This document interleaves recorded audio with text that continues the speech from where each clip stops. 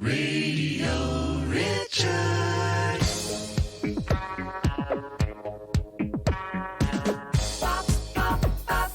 Hi, I'm Richard Niles, and welcome to my History of Pop Arranging. I've been a professional musical arranger on a lot of pop hits since 1975, based in London, working with some of the biggest stars in LA, New York, Moscow, Paris, and Tokyo. But if I were to stop 100 people in the streets of any of those cities and ask them what an arranger is, I'd be lucky to get more than one correct answer from a non-musician. In this unique series, you'll hear from the greatest pop arrangers of the last 50 years, the guys who actually put the bump in the bump-a-bump-a-bump, the men and women who wrote those memorable riffs for trumpets, guitars, and string sections, the people who came up with new and innovative sounds that made records explode with excitement. Largely uncredited on records, some of these great arrangers are known by the public only because they're also famous artists like Richard Carpenter and Barry Manilow. Though he arranged countless hits like When Will I See You Again and Me and Mrs. Jones, Philly soul man Bobby Martin is less well known. Me and Mrs. Jones,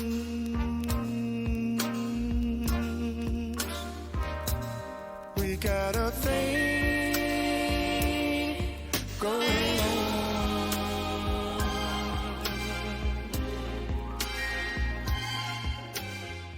An arranger is like a home interior decorator or designer that goes into a jumbled up house, uses ideas and material to get the house in order. So a music arranger is one that can take a group of musicians, singers, get in his mind some musical ideas he wants them to play, so they will all blend in together in harmony and try to make the best music possibly can. I was helping the cat move out of his apartment. New Orleans arranger Harold Batiste. And when they were putting the stuff in the truck, they was losing a lot of space. So I said, well, man, let me stay out here in this truck. Y'all just bring it out. And I could be more efficiently put the stuff in the truck. And the cat said, yeah, that's right. You're an arranger. You could do that. So I began to think, yeah, that's right. That's what an arranger does. We just arrange shit. I'm sorry. It's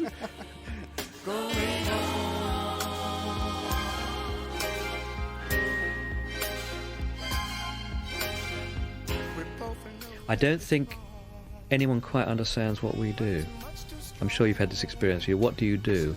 And my heart sinks because I think I'm in now for 10 minutes of explanation. So I lie and I say I'm a brain surgeon, because it's easier.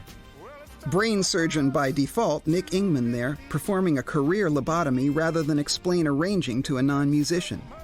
Björk and Monty Python arranger John Altman tells of his own frustrations. Always look on the bright side of life. It's like looking at building plans. Eventually you just nod assent because you think, I'm never going to get this, so I'll just say, yes, I understand. I am the guy who wrote Always Look on the Bright Side of Life because I just got fed up with trying to explain to people that I arranged Always Look on the Bright Side of Life.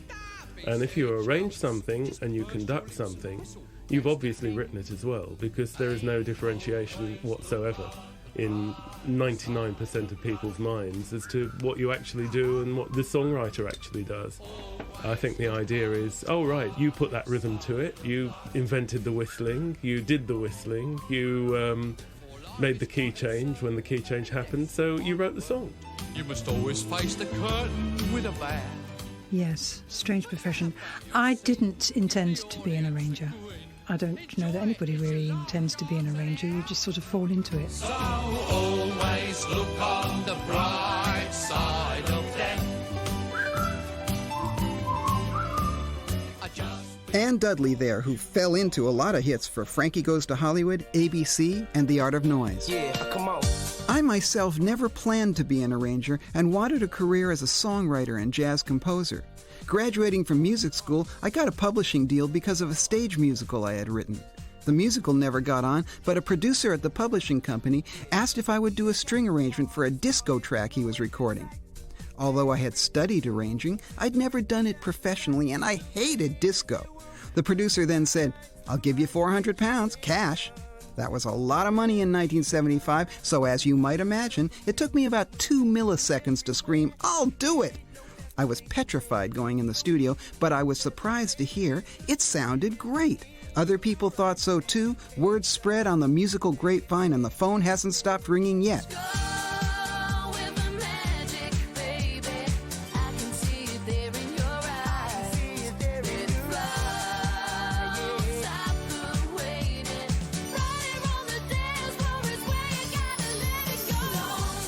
I doubt there are many kids who woke up on their 7th birthday and announced, "Daddy, when I grow up, I'm going to be an arranger." But then again, there's always a weirdo like Nick Ingman, British arranger of hits for S Club 7. The funny thing is, not 7, but around about 11, I said exactly that, which is weird, I agree, because it's not something that people want to do necessarily. But something intrigued me about the nuts and bolts of what happened behind the singers. I love pop music from really early on, but for some weird reason I actually wanted to hear the stuff that was in the background rather than the singers. And who did that? Who made that stuff?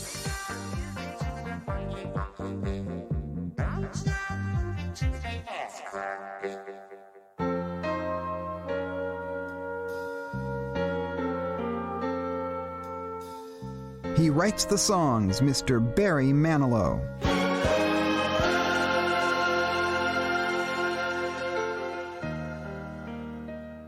That's what I wanted to do with my life. I arranged for every singer that wanted a piano player / arranger in New York for, I'd say, about 4 years before I met Bet. But I was like hot. I was a hot accompanist, because, you know, accompanying and piano playing are two different things. And I have it down. I know how to accompany real well. I can't do flourishes and, you know, a lot of great piano playing, jazz playing, but I'm my own one-man band, and singers loved that. They loved to be able to be accompanied by this percussive keyboard guy. And then, of course, they'd hire me to write it out, whatever I came up with. I would write out for them, and little by little I began to arrange for them and put it down for an orchestra. And, I mean, I had gone to school for it, but really I learned it on the road. My home lies deep within you, and I've got my own place in your soul. Now when I look out through your eyes, I'm young again, even though I'm very old. I enjoyed it. I actually enjoyed writing. When I would finish, particularly if I wrote it on a score page, I never thought I'd get something played or something like that. It was satisfactory to see what I had done. I sort of, I guess, slipped into it through the back door, and like I guess a lot of arrangers guys did in those days.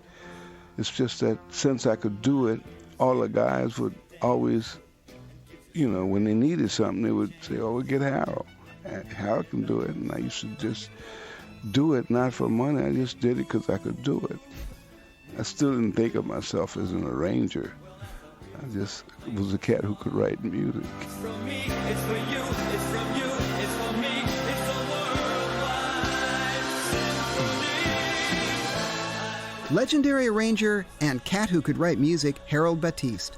From New Orleans, he moved to L.A. to write the deceptively simple but massively catchy oboe line on I Got You, Babe for Sonny and Cher, and create the massively influential Gree Gree album for Dr. John. While Nick, Barry Manilow, and Harold seemed destined for a life in arranging, others, like me, found that arranging was something you found yourself doing when you were on the way to doing something else. This was the case for a man who is credited with inventing funk, the godfather of soul, James Brown's main man. Here's the god-uncle of soul, Pee Wee Ellis. I used to want to be a fighter pilot, a truck driver, and I wanted to have a courier service, like a trucking company or airways. So I figured I could transport my bands.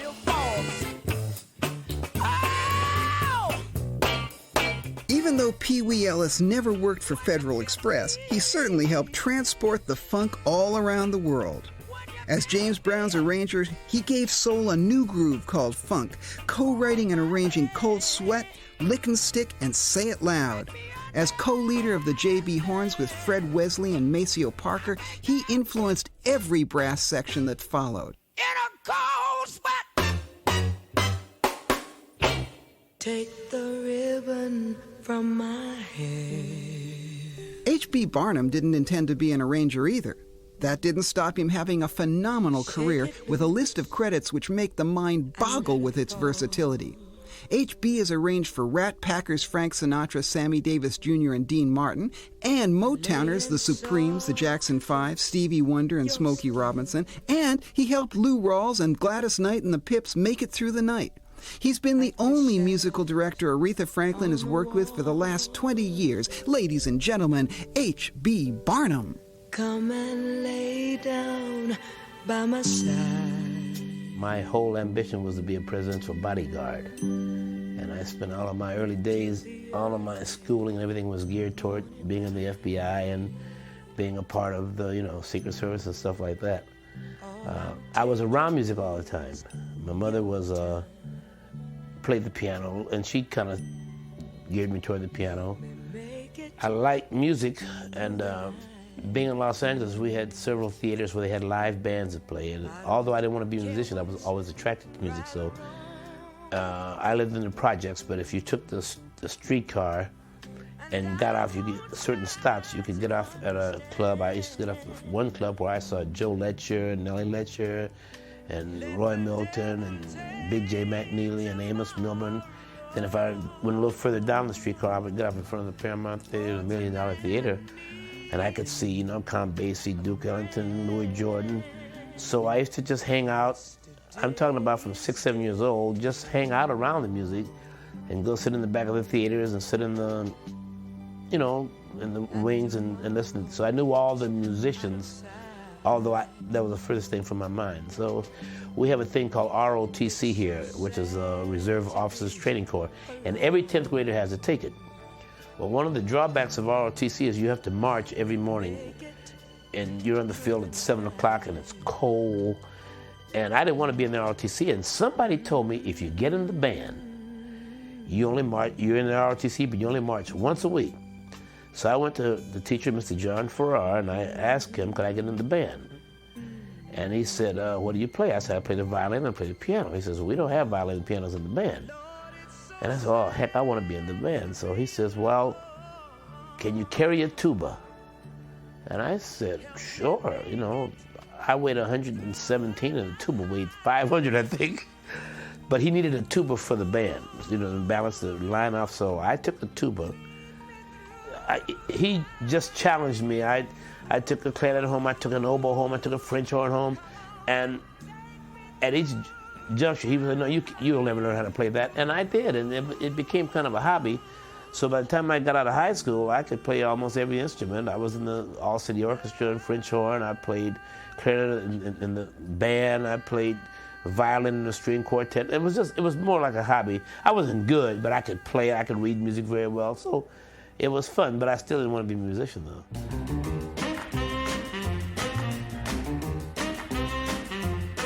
Now I've got a guy, and his name is Dooley. He's my guy, and I love him truly. He's not good looking, heaven knows, but I'm wild about his crazy clothes he wears. I was assigned to Louisville, Kentucky. But before I went there was a girl named Mickey Grant who was like a little girlfriend of ours, and so she wrote a song called Pink Shoelaces, and I liked the song, so I made a record of it. And when I went to the bureau, I gave the record, all my masters, to a very good friend of mine across the hall from my little office. Everybody had a record company. So I gave all my tapes to a guy named Carl Burns. Ah, but that's not all he's got. He's got 10... 5, 6, 7 months later, a guy came through whistling the song, and he said, I said, oh, that song? He goes, oh, I know that song. So I made that record. He says, no. He said, this is the #1 record in the country. I said, no. I made that record. He says, no, you didn't make this record. I said, who's the singer? So he said, Dodie Stevens. I said, I never heard of her, but that's my song and that's my music. I mean, I know that. He said, no. So I called Carl Burns, and Carl said, H, says, I told your mother to call you. we've been trying to find you. Says, man, you said, we're rich. We've got this money. The record was #1. I immediately resigned from the Bureau and came home with the idea that if I made one record that was a hit, I could make 1,000 records, they would all be hits. Of course, I was broke in about 4 months. I just made records, just made records, I had a record company, do the whole bit.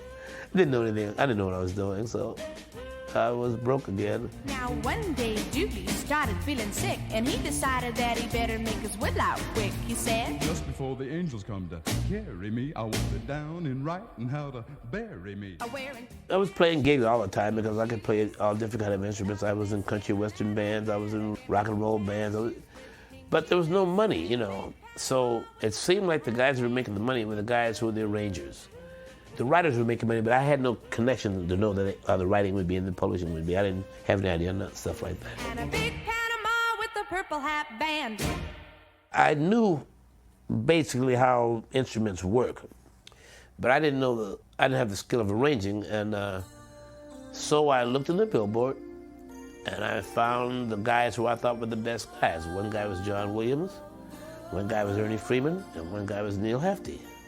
So I made some phone calls. And basically what I said was, hello, my name is H.B. Barman. I'd like you to teach me how to arrange music. And each guy said, well, who is this? Why are you calling me? I said, well, you're the best, jazz guy. You're the best pop guy. You're the best, classical guy. I want you to help me.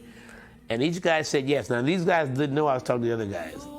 They didn't know this for years later, But I used to go sit at, the sessions and sit there and watch them. I'd meet them early in the morning, and just follow them around all day and listen and watch and learn. And then I started making a few sessions myself, and I got hooked.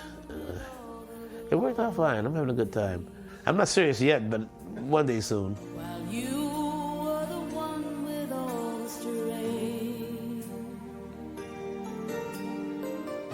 So now we know that an arranger chooses a lineup of musicians, takes songs in their basic form, and composes a new accompaniment for the singer. In pop music, hopefully one that makes the song sell, and sometimes he actually gets paid for it.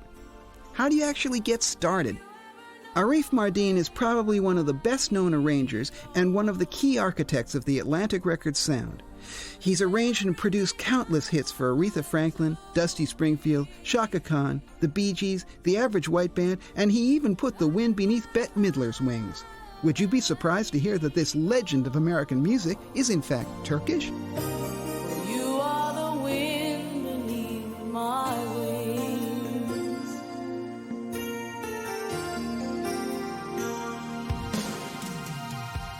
My first starting was in Istanbul, Turkey.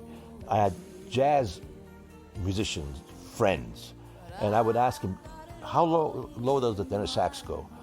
This is the note. Okay, what is that? A flat concert low. Okay, fine. How high can the trumpet go? And would then write arrangements for a small orchestra, for a small jazz combo, actually, and listen. With that knowledge, really learned from actually practice. When I came to Berklee College of Music in Boston, I already had a few things. The reason I went to Berklee is because I won a scholarship, the Quincy Jones Scholarship, because I had orchestrated and composed my compositions for a 10-piece orchestra. 2 trumpets, 1 trombone, tenor, alto, and baritone sax, and 3 rhythm, for a team of 1956 that Quincy Jones put together in New York. Art Farmer, Phil Woods, Hank Jones, all these guys. And they played my pieces, and Quincy then sent the tape to the school. He said, I found the guy I want to give the scholarship. When I heard that tape, I said, did I write this? Because it was like so unbelievably played, So I did have the knowledge. But when I came to Berklee College, I was fortunate to study with Herb Pomeroy. Herb Pomeroy's big band was then available for me. And I would write arrangements, copy the parts, big band, how many pieces? 18 pieces, and I used to copy. And go to the rehearsal, listen to my arrangement, and he would critique it. This won't do, this is great, this is not good, So that was my really training ground at Berklee, writing for his superb band.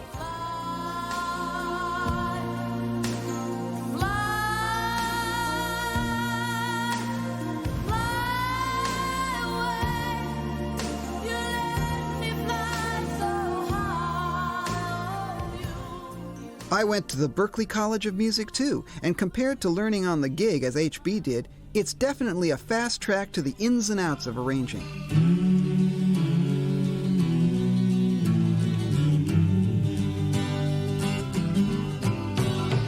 Let us be lovers, we'll marry our fortunes together. LA arranging legend Jimmy Haskell has worked with such diverse artists as Ricky Nelson, Sheryl Crow, Celine Dion, and Steely Dan. He's been honored with 3 Grammy Awards for his emotive French horns on Chicago's If You Leave Me Now, for Bobby Gentry's Ode to Billy Joe, and for his groundbreaking work with Simon and Garfunkel. But he became a professional by being robbed by a fellow student. I was learning arranging at Los Angeles City College, and there was a really great teacher in the class named Bob McDonald. He's no longer with us, but Bob was so young when I first came into the class that I didn't know which one was the teacher and whether he was a student, you know. And it turned out he had played trumpet with some big bands, and actually he played 4th trumpet with Glenn Miller at one time. Fantastic arranger, fantastic teacher, and LA City College had a big 17-piece dance band that would rehearse twice a week, and they won many awards on the All High School Band Awards, things of that nature. And he taught me basic arranging, basic orchestration arranging for band, orchestra, things like that. Now, the strange part of that was that one of the students in the class liked the arrangement I had done for Nature Boy.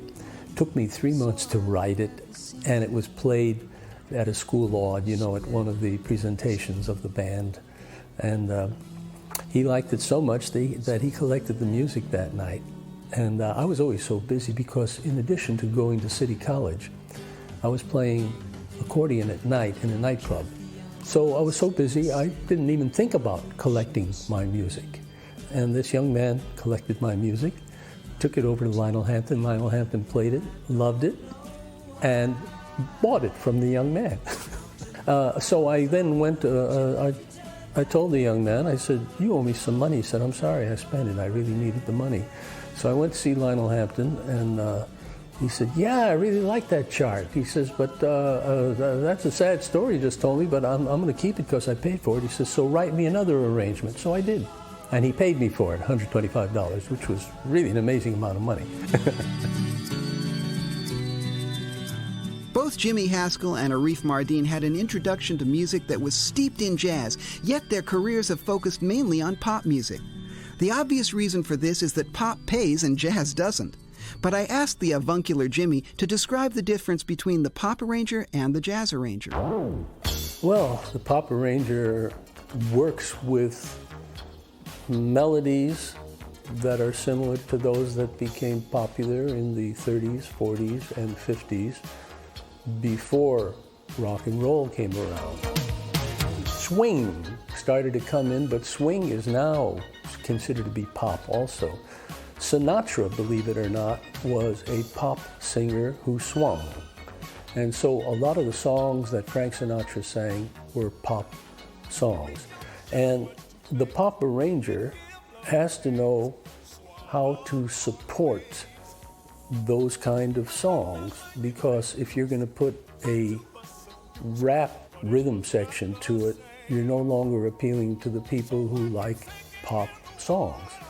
You may appeal to the younger people who will suddenly discover the old pop song, but it's no longer a pop arrangement.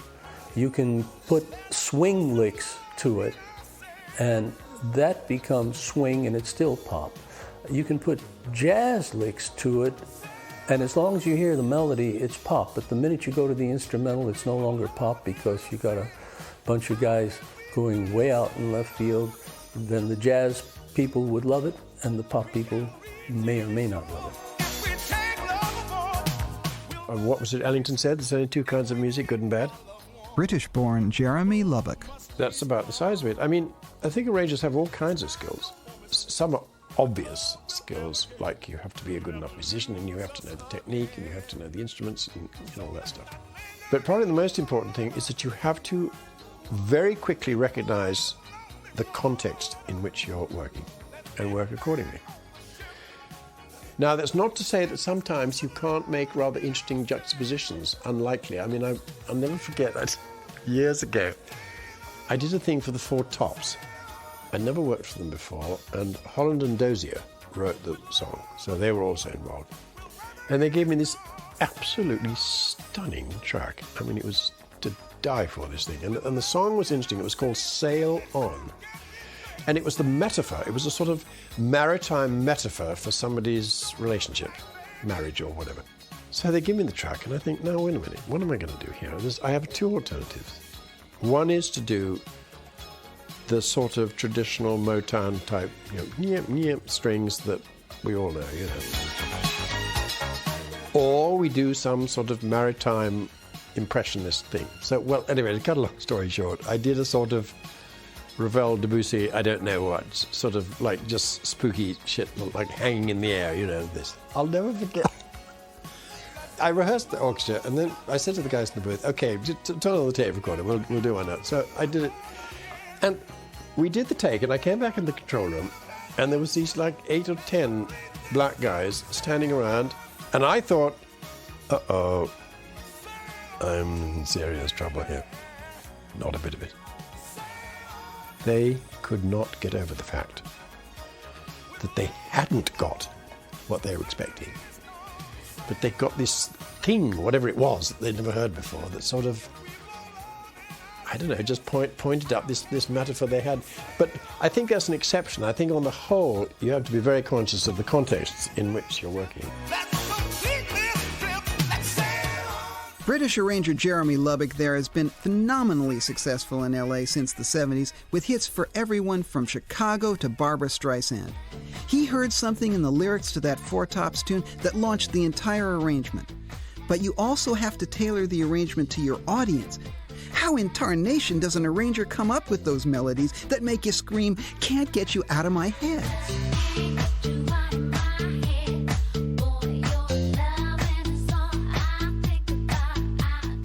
One of the things that I'm most thankful for, and I don't know why this is true, Richard, when I get a new track from somebody, I have the intro written in about 5 minutes.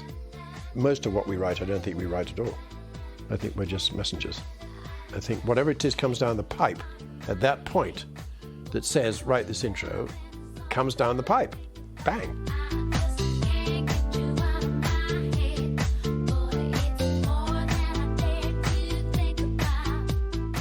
British arranger Jeremy Lubbock with the Big Bang Theory.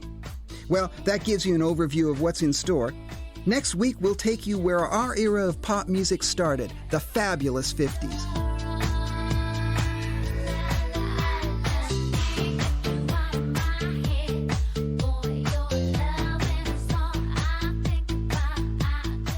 Thanks to all the arrangers on tonight's show, and thanks to my producer Elizabeth Clark for arranging me. It's fair to say I'm still Richard Niles, hoping you'll arrange to join me same time next week, right here on BBC Radio 2 with my history of pop arranging.